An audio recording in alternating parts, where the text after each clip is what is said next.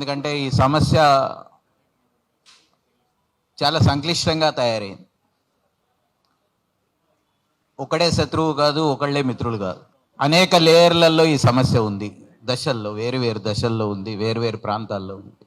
ఊర్లో ఒక రకంగా ఉంది, పట్టణంలో ఒక రకంగా ఉంది. అందుకని ఈ సమస్యను మాట్లాడేటప్పుడు దేన్ని కేంద్రంగా పెట్టుకొని ఒక నినాదం ఇస్తామనేటువంటిది చాలా ముఖ్యమైనదని నేను అనుకుంటున్నాను. ఒకటి రెండు మాటలు చెప్పి దాంతో ముగిస్తాను. ప్రపంచీకరణ వచ్చింది. దాని ప్రభావం ఇప్పటికే చాలా తీవ్రంగా ఉంది. అన్ని రంగాల మీద ఉంది. పేద ప్రజల మీద ఎక్కువ ఉంది. మధ్యతరగతి ప్రజలు ఇప్పుడు గమనిస్తున్నారు. వ్యాపారులు మొదట్లో గమనించలేదు, ఇప్పుడు గమనిస్తున్నారు. చేతి వృత్తులన్నీ ఈ ప్రపంచీకరణ కారణంగా నాశనం అయిపోయినాయి. 30 ఏళ్ల క్రితం నాడు మేమందరం మాట్లాడుతున్నప్పుడు 96లో గ్యాట్ అగ్రిమెంట్ కావచ్చు, 91లో నూతన ఆర్థిక విధానాలు కావచ్చు, ఇవన్నీ ఈ పరిణామాలకు దారితీస్తాయని మాట్లాడిన వాళ్ళమే. కానీ మధ్యలో ఒక లేయర్ ఎప్పుడు ఒక కొత్తదనాన్ని ప్రోత్సహిస్తుంది. అది మధ్యతరగతి. ఆ మధ్యతరగతి లేయర్కి ఎప్పుడు ఏది అవసరమో దాన్ని ప్రమోట్ చేస్తుంది. పైనున్నోళ్ళు 10 మందే, కిందున్నోళ్ళు 70 మంది, మధ్యలో ఉన్నది 30 మంది. ఈ 30 మంది వినియోగదారులు మాత్రమే. వాళ్ళకు ఉత్పత్తితోనూ సంబంధం లేదు, వాళ్ళకు విలువలతోనూ కూడా సంబంధం లేదు. ఉత్పత్తిదారులు చచ్చిపోతున్నా వాళ్ళకు పట్టదు, ప్రపంచీకరణ వల్ల చేతి వృత్తులు నాశనం అవుతున్నా వాళ్ళకు పట్టదు. చవక ఉత్పత్తులు, చవక శ్రమ మాత్రమే వాళ్ళకు కావాలి. చవక ఉత్పత్తులు ఎవరు తెచ్చి సప్లై చేస్తే వాళ్ళ వెనక పోయేటువంటి ఒక ధోరణి ఉంది. సహజంగా మధ్యతరగతి దాన్ని ఇంప్లిమెంట్ చేస్తుంది, ప్రమోట్ చేస్తుంది. అందుకనే వాళ్ళు వాల్మార్ట్ని, అమెజాన్ని, మెట్రోని, వీటిని వాళ్ళకి పెద్ద వ్యతిరేకత ఉండదు. అదే సందర్భంలో చచ్చిపోతున్న గ్రామాల్లో ఉన్న రైతుల పట్ల, చేనేత కార్మికుల పట్ల, చేనేత వృత్తుల పట్ల పెద్ద సానుభూతి కూడా ఏముండదు.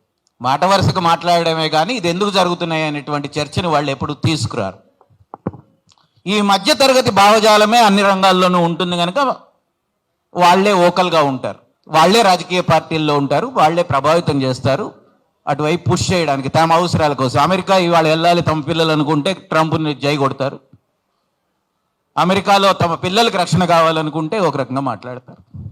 ఇటువంటి సంక్లిష్టమైనటువంటి దశలో ప్రపంచీకరణ గురించి మాట్లాడాలి, వ్యాపారుల దోపిడీ గురించి మాట్లాడాలి, మన సంస్థల వైఫల్యం గురించి మాట్లాడాలి, రాజకీయ నాయకత్వం దళారీలుగా మారిపోయినటువంటి స్థితి గురించి కూడా మాట్లాడాలి. ఇప్పుడు రాజకీయ నాయకత్వం ఏమి లేదు తెలంగాణకు కానీ భారతదేశానికి కానీ. వాళ్ళు పెద్ద కంపెనీల యొక్క, పెద్ద వ్యాపారుల యొక్క, పెద్ద కాంట్రాక్టర్ల యొక్క దళారీలు మాత్రమే.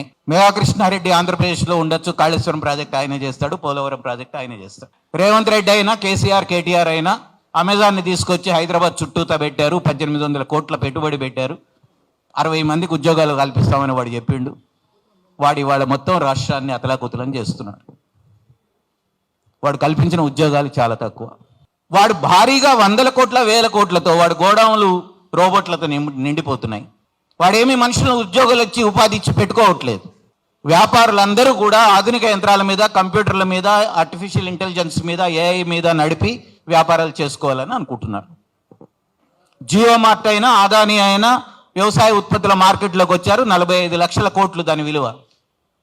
అదంతా కబ్జా చేయడానికి మోడీ వాళ్ళ కోసం ఒక 3 చట్టాలు తేబోయాడు. అడ్డం తిరిగాము, ఆగినాయి. కానీ గత 6 నెలల్లో 2 సవరణలు చేశారు వాళ్ళు.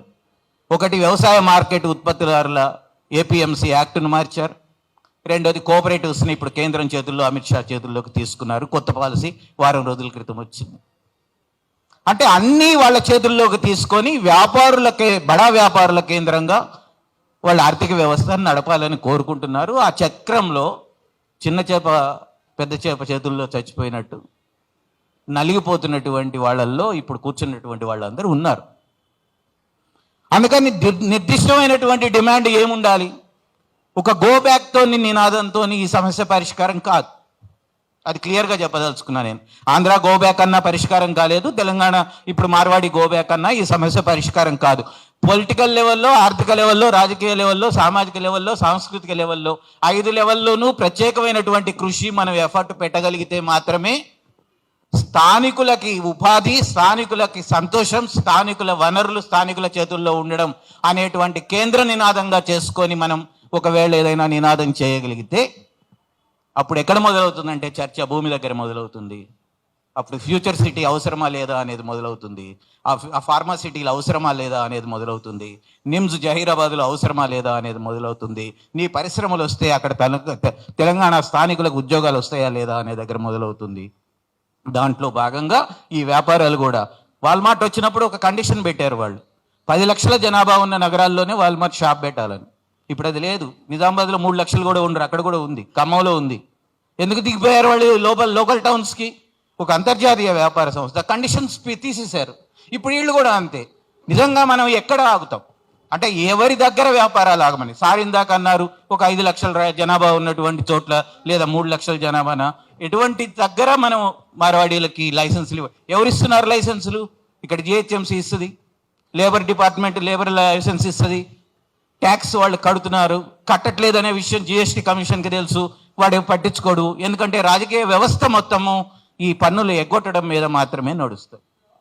ఆదాయ పన్ను కట్టేది 3%, జిఎస్టీ కట్టేది 90%. జిఎస్టీ ప్రజలందరూ 90% జనాభా కడతారు, చివరి 10 మంది డబ్బులు ఉన్నటువంటి వాళ్ళు పన్నులు కట్టరు. దాని మీద ఆధారపడి నడుస్తుంది. 2 రకాల లేయర్స్లో ఇప్పుడు ఈ సమస్య ఇంకొకటి కూడా ఎదుర్కొంటున్నది. గ్రామీణ ప్రాంతాల నుంచి పట్టణ ప్రాంతాల వరకు వస్తున్నటువంటి పేదలు ఒక సమస్య, వ్యాపారులు ఒక సమస్య. గ్రామాల్లో రైతులందరూ స్థానిక కూలీలను పెట్టుకోకుండా ఇతర రాష్ట్రాల నుంచి వచ్చిన కూలీలను పెట్టుకుంటున్నారు, ఎందుకంటే చౌక ధరకు వాళ్ళు పనిచేస్తారు. వ్యాపారుల్లో కంపెనీల్లో ఎవరిని పెట్టుకుంటున్నారు? తెలంగాణలో పటాన్చెరు మీరు పోతే 54 మంది చనిపోయిన సిగాచి కంపెనీలో 4 మాత్రమే తెలంగాణ వాళ్ళు. చచ్చిపోయినందుకు మనోళ్ళు సంతోషిస్తారా? అసలు మనోళ్ళు అక్కడ ఉద్యోగాలే లేనందుకు బాధపడాలా? చాలా చోట్ల 80-90% ఇతర రాష్ట్రాల నుంచి వచ్చిన వర్కర్స్ అయిపోయారు. స్థానికులకు ఉద్యోగం లేదు, ఉపాధి లేదు, వ్యాపారం కూడా ఇప్పుడు నాశనం అవుతుంది అనుకుంటే మన నినాదం చాలా స్పష్టమైనటువంటి ఒక రాజకీయ వైఖరితోనే ఉండాలి అని నా అభిప్రాయం. భావోద్వేగ నినాదాలు ఇదేదో రకరకాలుగా రాస్తున్నాం ఫేస్బుక్లో, కానీ ఆ నినాదాలు తప్పుదారి పట్టిస్తాయి ఉద్యమాన్ని.